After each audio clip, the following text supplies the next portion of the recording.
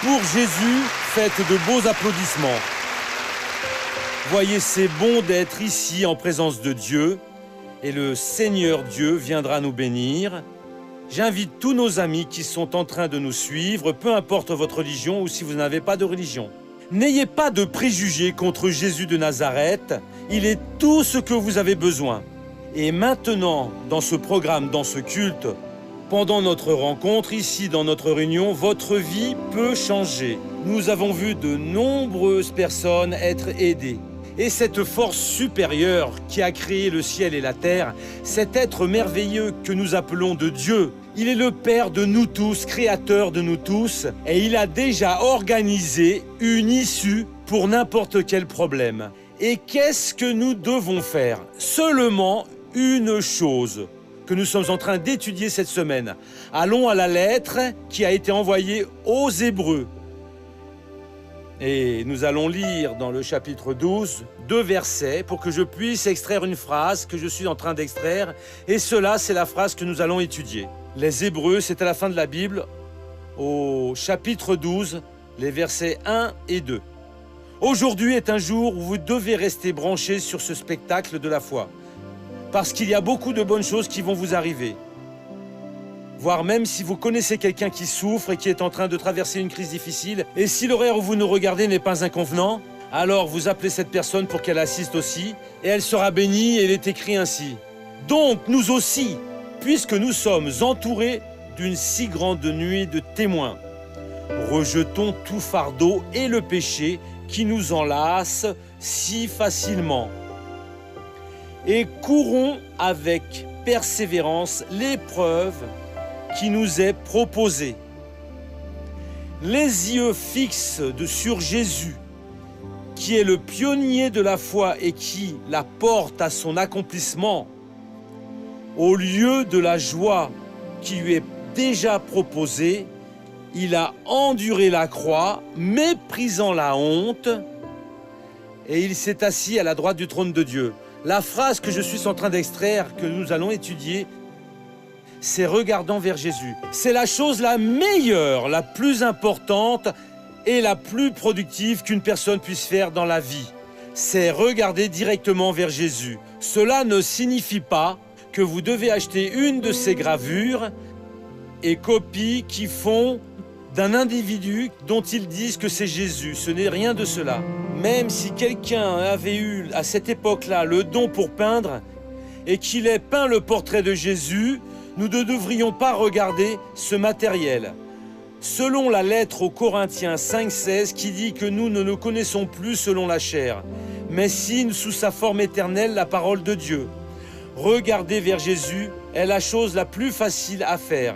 Et pour celui qui n'a pas encore assisté ces paroles, je vais donner le secret. Quand vous êtes à l'écoute de la prédication ou en lisant la Bible, vous avez une compréhension unique, seulement vous l'avez. C'est un plaisir que vous seul expérimentez, de la manière que vous êtes en train d'expérimenter. Nous tous écoutons le prêche et à nous tous, Dieu donne une révélation de Jésus, une compréhension. Moi, je l'ai, et si je veux vous la passer, ce sera une pure perte de temps.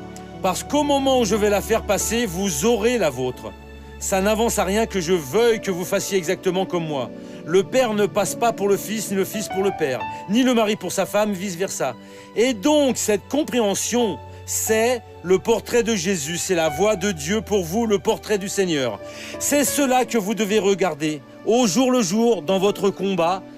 Quand vous allez prier Dieu, ne priez pas d'une manière aléatoire ainsi, ouverte, vide, vague. Non, non, je sais ce dont j'ai besoin. Dieu a parlé à mon cœur. Quand vous priez exactement dans la révélation de Dieu, dans le portrait de Jésus, vous êtes en train de le regarder, vous avez la confirmation de Dieu. Père, j'ai besoin d'une bénédiction, guéris-moi des paroles vides. Ce sont des paroles vides. Mais quand vous dites, Père, je viens à toi, parce que vous m'avez dit, parce que le Seigneur l'a promis. Mon cher ami, vous êtes sur le bon chemin, entrant par la porte. Ta parole me l'a garanti. Et je ne vais pas être mis en déroute, je vais obtenir la bénédiction.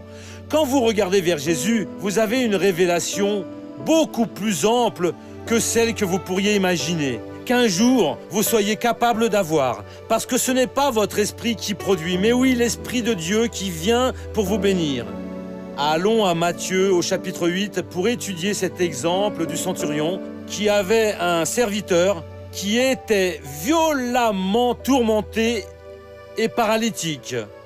Matthieu chapitre 8 commence le verset 5. Je vais lire tout le récit pour que vous compreniez déjà, et après nous allons commenter. Matthieu chapitre 8, en commençant au verset numéro 5. Comme il était entré dans Capharnaüm, un centurion l'aborda et le supplia. « Seigneur, mon serviteur est couché à la maison, paralysé et violemment tourmenté. » Il lui répondit, « Moi, je viendrai le guérir. » Le centurion répondit, « Seigneur, ce serait trop d'honneur pour moi que tu entres sous mon toit. Dis seulement une parole, et mon serviteur sera guéri. Car je suis moi-même sous l'autorité de mes supérieurs, et j'ai des soldats sous mes ordres. J'ai dit à l'un, va, et il va à l'autre, viens, et il vient, et à mon esclave, fais ceci, et il le fait. » Après l'avoir entendu, Jésus, étonné, dit à ceux qui le suivaient, « Amen, je vous le dis, chez personne en Israël, je n'ai trouvé une telle foi. Je vous le dis, beaucoup viendront de l'Est et de l'Ouest pour s'installer à table avec Abraham, Isaac et Jacob dans le royaume des cieux. Mais les fils du royaume seront chassés dans les ténèbres du dehors. C'est cela qu'il y aura des pleurs et des grincements de dents. » Puis Jésus dit au centurion, « Va, qu'il t'advienne selon ta foi. » Et à ce moment-là même, le serviteur fut guéri. Nous allons comprendre. Il arrive et parle à Jésus du problème qu'il a. Il demande une bénédiction. « Mon serviteur est couché à la maison paralysé. » C'est clair que Jésus savait tout ce qui était en train de se passer dans le cœur de cet homme, comme il sait pour le vôtre. La parole ne nous est encore arrivée pour être prononcée que le Seigneur Dieu sait déjà ce qui vient en chemin, avant que la pensée ne se forme. Quand Jésus a dit « Moi, je viendrai le guérir », le Seigneur Jésus savait de quoi cet homme-là était capable. Mettez cela dans votre cœur. Il sait exactement ce que vous pouvez produire avec la révélation de Dieu. Et cet homme a prouvé qu'il était en train de regarder vers Jésus, vers la parole. Il était un capitaine romain et comme autorité, il avait beaucoup de soldats à ses ordres et il n'était pas sans savoir ce qui était en train de se passer en Israël. Parce que Rome était en train de dominer Israël, en piétinant sur ce royaume. Et lui devait leur rendre des comptes. Ainsi, étant probablement masqué, il a assisté à quelques réunions de Jésus. Et quand il y est allé, il a observé Jésus et a découvert une chose qu'aucun Israélite n'avait découvert. Jésus a dit, « Moi, je viendrai le guérir. Seigneur, je ne suis pas assez digne pour que le Seigneur entre sous mon toit. » Ce n'est pas nécessaire. Le Seigneur a juste besoin de dire une parole. Et il a continué, parce que moi aussi je suis un homme de grande autorité et j'ai des soldats sous mes ordres. Le Seigneur n'est pas ici de son propre fait. Celui qui a envoyé le Seigneur ici lui a donné le pouvoir pour qu'il fasse l'œuvre pour lui. Et il suffit que le Seigneur donne un ordre comme je le donne. Soldat va là et il va. À l'autre vient, il vient. Et à mon esclave fais ceci, il le fait. Il faut juste que le Seigneur détermine. Quand il a raconté cela, Jésus s'est réjoui et a dit, « Chez personne en Israël j'ai trouvé une telle foi. » Pourquoi cet homme a eu cette foi? Parce qu'il regardait vers Jésus. Dans un moment de crise, dans un moment de joie, à un quelconque moment, n'ôtez pas vos yeux de Jésus. Quand vous n'êtes pas basé dans la parole de Dieu, c'est facile que vous dérapiez et l'ennemi vous conduit à pratiquer un mauvais acte. Si dans nos moments de joie, quand vous avez ces bonnes nouvelles, vous ôtez vos yeux de Jésus, ces moments sont extrêmement dangereux. La personne se grise et se laisse emporter par une tentation ou dans un moment de crise que peut-être certains ont déjà affronté en disant « Je ne supporte plus, il faut que j'en finisse avec ma vie ». Ne faites pas cela. Continuez à regarder vers Jésus. Quand il a regardé Jésus et l'a observé, il a vu ce que Jésus était réellement en train de faire et ce dont il avait besoin pour que son serviteur soit guéri et qui de plus le soit. Et Jésus a dit, je n'ai jamais rencontré une foi comme celle-là. Vous ne savez pas que vous pouvez surprendre toutes les personnes quand vous regardez vers Jésus. Votre cœur peut avoir cette décision correcte au moment où tout le monde est en train de s'égarer, de fauter, et vous devez, avec cette parole, regarder vers Jésus. Cela a été la différence de cet homme. En regardant vers Jésus, vous ne serez jamais vaincu. Au contraire, vous allez gagner, vous allez avoir beaucoup de succès et vous allez surprendre toutes les personnes. Parce que l'Esprit de Dieu va travailler en vous, comme il travaillait en Jésus, comme il a travaillé avec les prophètes. Vous, pour notre génération, vous serez une bénédiction. C'est ce que tout le monde a besoin de faire. À l'inverse de regarder au-dedans de vous. Je n'ai pas comment. Mince, alors personne ne m'aime, non. Jésus a dit qu'il ne me quittera jamais, il ne m'abandonnera jamais, qu'il est mon pasteur et rien ne me manquera. Il a dit que je recevrai le pouvoir quand descendra sur moi l'Esprit Saint. Et cela, c'est ce que vous devez lui dire lors de vos prières.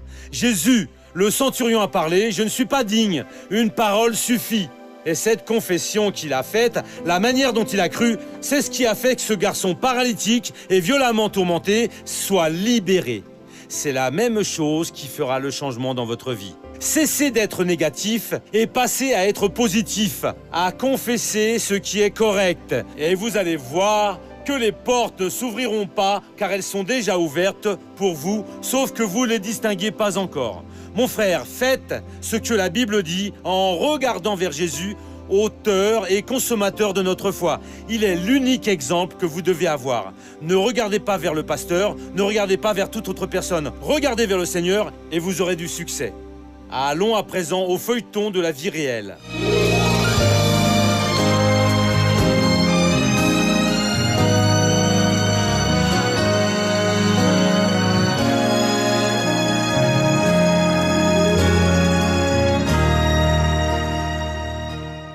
Quand j'habitais encore dans la maison de mes parents, j'avais un problème tout au fond de moi, mais je ne savais pas ce que c'était. Puis je suis venue à Rio de Janeiro. En arrivant ici, j'ai fait la connaissance de mon mari, on s'est mariés. Mais ça a continué, ce vide tout au fond de moi, sans que je sache ce que c'était. Nous vivions par le biais de fêtes, de boissons, beaucoup de confusion. Et nous avons vécu ainsi pendant un bon bout de temps. J'ai commencé à sortir, à danser, à boire, à tout expérimenter. Elle rentrait à la maison, dans la majorité des fois, elle rentrait ainsi affectée par l'alcool ingéré. Et avec le temps qui passait, près de 3 ou 4 ans de relation, mon mari m'a trompée. Ça a commencé les trahisons. Cette trahison a continué, je suis tombée dans une dépression parce que l'amour que j'avais et que j'ai pour lui est une chose incroyable. C'est Dieu au ciel et cet homme sur terre. J'avais une conception très différente du bien-être. Et alors là, j'ai rencontré une collègue qui m'a dit allons voir la créature là, parce qu'elle travaille avec des filtres. Et là, elle sait tout et tu sauras tout de ta vie. Je suis allée voir cette jeteuse de sorts et est apparue une créature qui m'a dit ici. Il est avec une femme, oui. Et elle m'a donné le nom de celle-ci, j'ai placé cela dans mon ourlet de jupe. Ainsi, elle n'avait pas les yeux beaucoup tournés vers l'intérieur de la maison, vers la famille, autant elle que mon père. Avec tout ça, j'ai bien souffert longtemps, pendant plus de 5 ans. Beaucoup plus de 5 ans avec cette souffrance. Bon, et maintenant, ça va. Qu'est-ce qui m'est venu à l'esprit? Ah, si lui il peut, moi aussi je peux. Et du coup, qu'est-ce que je faisais? Je sortais, je buvais. À certaines périodes, j'arrivais au bar et je buvais 10 verres toute seule. Après, je me retournais à la maison. Il y a eu une époque où j'ai appelé un copain pour pouvoir m'en aller. Et quand j'ai voulu partir, je ne tenais même plus debout sur mes jambes. Je ne sais pas comment je suis arrivée à la maison. La boisson fait certaines choses. Elle crée des disputes, crée de l'euphorie, les sentiments deviennent aiguisés et les personnes perdent le contrôle de ce qu'elles fassent, n'est-ce pas? Et il y a eu un moment, un jour où j'ai déclaré, mon Dieu, ce n'est pas une vie la vie que je mène. Et je me suis mise à genoux, j'ai prié, Jésus, aide-moi, mon Père, je ne veux pas de cette vie pour moi. Aide-moi, montre-moi un chemin. Il m'a montré l'église de la grâce. Quand je suis arrivée à l'église de la grâce, j'y suis entrée et j'ai commencé à pleurer avec la louange qu'ils étaient en train de chanter. Reprends-toi. Ainsi, depuis ce jour-là où j'ai écouté cette louange, j'ai senti qu'une sorte est tombée comme d'au-dessus de moi. Tout s'est éclairé, tout s'est modifié dans ma vie. Il faut que je suive un certain exemple. Il faut que je justifie la demande qu'elle formule à Dieu. Je pense la chose suivante, car j'ai pu apercevoir que le bien-être est complètement différent avec ma mère dans l'église qu'avec ma mère hors de l'église. Je remercie beaucoup Dieu, car Dieu a utilisé le pasteur Rogerio, parce que à travers lui, Jésus l'a utilisé pour me parler de la parole. Elle regarde déjà beaucoup plus dans la maison. Elle est entrée dans l'église et a cessé de boire et a cessé de fumer. Ainsi, aujourd'hui, nous avons une situation bien meilleure, autant sur le plan affectif que sur le plan financier. Dans sa propre physionomie, je voyais une personne belle, une personne jolie, avec un plein esprit merveilleux. Maintenant, ma vie est vraiment belle, grâce à Dieu. Je n'ai que des victoires dans ma vie. Notre bien-être est complètement différent, sans dépendance à l'alcool, sans dépendance de fête. Je remercie beaucoup Dieu pour la transformation faite dans sa vie. J'ai gagné une nouvelle mère, oui. Que c'est beau, Jésus! Mes amis, je ne sais pas si vous avez observé, mais le Fils a dit, elle ne regardait pas vers la maison. Elle était en train de regarder vers le péché. Maintenant, elle s'est mise à regarder vers la maison, à regarder vers Jésus. Vous pouvez être certain, s'il y a des problèmes dans votre foyer, il manque de regarder vers Jésus. Et le problème, c'est que quand la personne ne regarde pas vers Jésus, nous regardons juste vers la faute de la personne qui a chuté et nous condamnons la personne. Mais si nous étions réellement en train de regarder vers Jésus, on attire le regard des autres et celui du Seigneur aussi. Si nous ne sommes pas en train de regarder vers Jésus, nous sommes en train de regarder vers la tristesse qui entre dans le cœur, qui va devenir chaque fois pire. Tout le monde regarde vers cette œuvre du diable et les choses se complètent pour le mal. Vous avez besoin de stopper votre genre de vie et commencer à regarder vers Jésus. Acheter une Bible, ce n'est pas si cher que ça. Il y a des Bibles de quelques euros à peine. C'est la même Bible, c'est juste la reliure, le papier et la couverture qui sont différents. Commencez à lire le texte là et à regarder. Tout ce que vous comprenez, cela, c'est la voix de Dieu et c'est le portrait du Seigneur. C'est vers ce portrait que vous devez regarder. Non, je vais vaincre parce que c'est écrit dans la parole du Seigneur, dans ce qu'il a déclaré dans votre cœur. Et l'ennemi fera la pression qu'il fera, peu importe. Vous vous maintenez ferme, non. Jésus va me donner la victoire parce que j'ai appris de cette manière et de cette façon, je vais obtenir la victoire. Et commencez à confesser et vous allez voir que Dieu va vous donner la solution. Le prophète Daniel priait Dieu 3 fois par jour. Le rédacteur qui a écrit le psaume 119 a dit que 7 fois par jour, lui, nous allons dire qu'il louait Dieu pour la justice du jugement de Dieu. Commencez à pratiquer ce que dit la parole à votre cœur. Vous avez un problème, j'en ai un. C'est celui-ci, mais la Bible dit cela. Je vais utiliser ce remède, je vais faire cela. Et vous l'utilisez, c'est pire, c'est terrible, je ne peux même pas prendre ce remède, mais prenez-le. Mettez la parole à l'intérieur de vous. Je vais gagner avec cette parole. Les jours vont passer et vous allez voir que ça va aller mieux, ça va s'améliorer et vous allez avoir le droit à ce beau soleil que Dieu donne, à cet air super frais que Dieu envoie pour que nous respirions et au bonheur que Jésus a déjà conquis pour nous. Dans le livre des Éphésiens au chapitre 1, ces jours-ci, je suis en train de donner les Éphésiens et cela ça va bien avec ce que nous sommes en train d'étudier sur les Éphésiens. Dans le chapitre 1 au verset 7, on dit clairement ici en parlant de Jésus, « En lui, nous avons la rédemption par son sang, le pardon des fautes selon la richesse de sa grâce. » L'ennemi vous accuse d'une chose qui vous est arrivée dans le passé. Et vous savez que c'est la vérité, que ça s'est produit, et vous de même, vous avez la possibilité de retirer cela. Et cela reste comme une blessure, comme une voix qui crie contre votre bonheur présent. Mais en Jésus, nous avons la rédemption. C'est fini.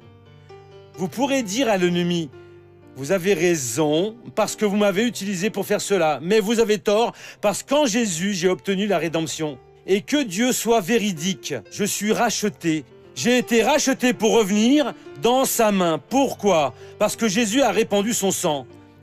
Mettez votre foi en cela. Le sang répandu de Jésus, c'est le témoignage de votre libération. En lui, nous avons la rédemption par son sang. Il a répandu jusqu'à son ultime goutte de sang pour que je ne t'appartienne pas. Je vais me relever et je vais être cette bénédiction. La rémission des offenses, ainsi vous êtes rachetés, vous êtes retirés des offenses, vous êtes mis hors de cela, vous étiez dominés par elles, mais vous avez été retirés comment? Selon les richesses de la grâce divine. Dieu a été très bon pour vous, il a employé tout ce qu'il pouvait pour vous en retirer. Ne frustrez pas le Seigneur Dieu, restez ferme dans la parole. Laissez-moi prier pour ceux qui sont dans leur foyer. Père, je te remercie pour tout ce que le Seigneur est en train de faire. Et Dieu bénisse ces personnes, car le Seigneur veut qu'elles apprennent la radio, la télévision, le journalisme et la communication, qu'elles, ô Dieu, étudient avec nous pour qu'elles deviennent ces références sur ce sujet. Ô mon Dieu, à présent, bénis aussi maintenant ces personnes qui sont en prière et à qui il manque encore une petite touche d'inspiration pour qu'elles prennent possession de la bénédiction. Je vais les aider maintenant en usant le pouvoir que Dieu m'a donné. Au nom de Jésus, ceci c'est ma prière pour vous. Je maudis toutes les souffrances qui est dans votre vie. Et je dis à cet esprit de maladie qui est dans votre bassin, dans la partie postérieure externe, touchant là, et il semble qu'ils ont enfoncé un clou dans votre os. Car à présent, au nom de Jésus, je dis au mal, sors maintenant de cette personne, va-t'en au loin, disparais et ne reviens plus au nom du Seigneur Jésus.